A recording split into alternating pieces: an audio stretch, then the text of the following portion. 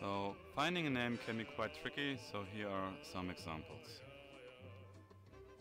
Wonder Woman, Wonder Bra. If you're a German, Wonder Hure. If you're an Italian, Avanti. If you're a Greek troll. That one's pretty good. Hey, what's up guys? So in this video I want to talk about the frequently asked questions. And the first one would be, why there's no leveling tree? And it's pretty simple. I want you to learn the game. I want you to think about what nodes to take next and what way they change your current state.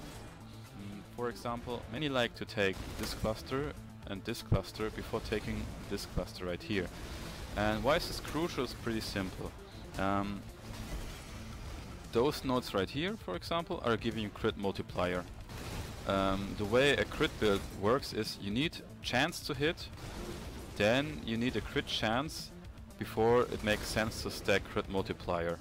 So those nodes right here are increasing your accuracy rating, and those nodes right here are increasing your crit chance. Therefore it makes more sense to fill out this wheel before taking those 3 nodes and those 2 nodes, because this one is also giving you crit multiplier. So what I'm trying to say is that the passive tree really depends on your current state of the character.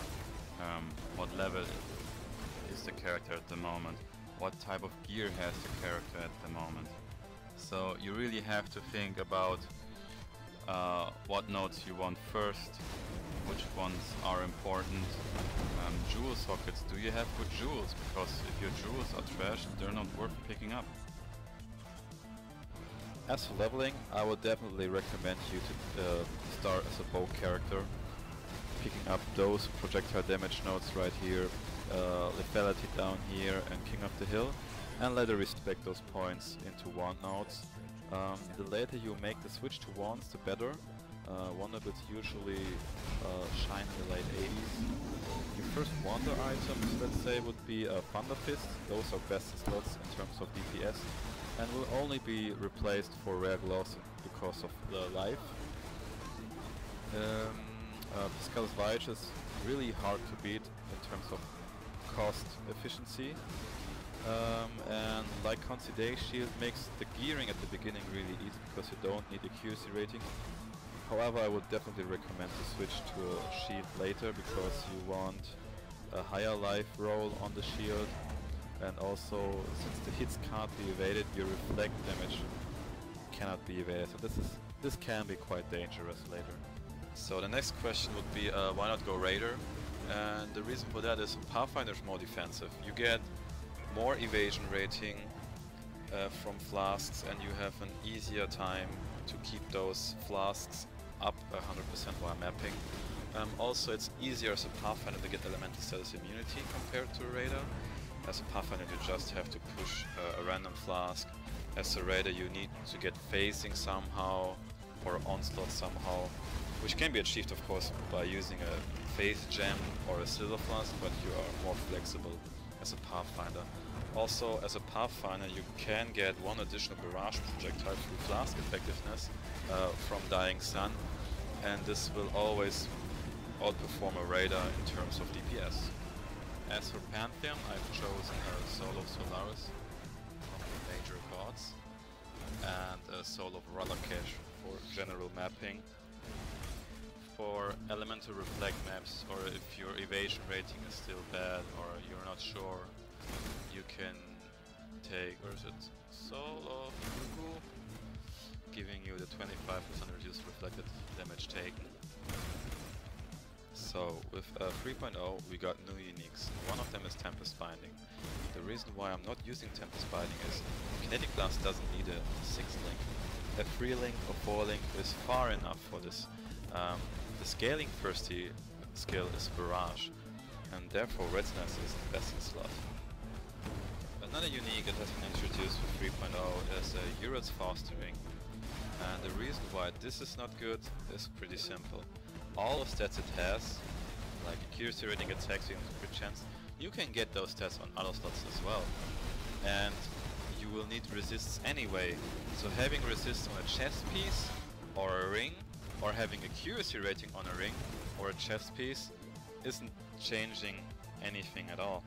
But getting movement speed with stacking evasion rating, that's something truly unique, and that's something only Queenliness Forest is giving you.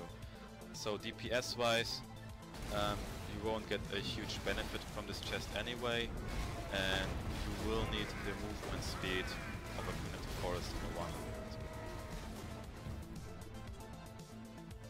So wanders are pretty expensive for endgame, and I wanted to show you how you should upgrade your character. So first of all, you really should get a 6th link. That's like another 50% more damage multiplier. So now we are at nearly 900k DPS. This is a Pathfinder build, so you obviously want good flasks. So you get a Wing Tower, you get a Dying Sun. Dying Sun is giving you 2 projectiles in addition. Barrage has 4 as a base, so that's 50% more. Boom, 600k. Since we are Pathfinder, we can achieve above 50% flask effectiveness with this jewel. So this is giving us another projectile from Dying Sun. Boom, another 300k. And last but not least, the Barrage Helmet enchant, which is giving you also around 500k DPS. So in this path of building simulation, let's say I still had the Piscatus Vigil equipped, and the reason for that is, in terms of price, efficiency, Piscatus Vigil is pretty hard to beat, and you should get the other key items before replacing the wand, because it takes a really good wand to improve the tooltip on the weapon swap. Another thing I wanted to show you is my second weapon slot or offhand.